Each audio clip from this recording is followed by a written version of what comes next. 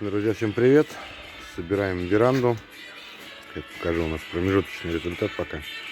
Пока еще не совсем стемнело, а то что-то дни вообще прям короткие становятся.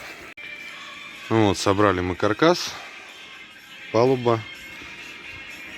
Здесь у нас ДПК настил идет. Обрешетку крышу подготовили под металлочерепицу. Будем металлочерепицу скрыть. А вот это все остальное, это будет стекло. То есть вот на эти профиля будет опираться, там будет цоколь заделываться. И полностью все будет стеклиться. Должна офигенно прикольная верандочка получиться.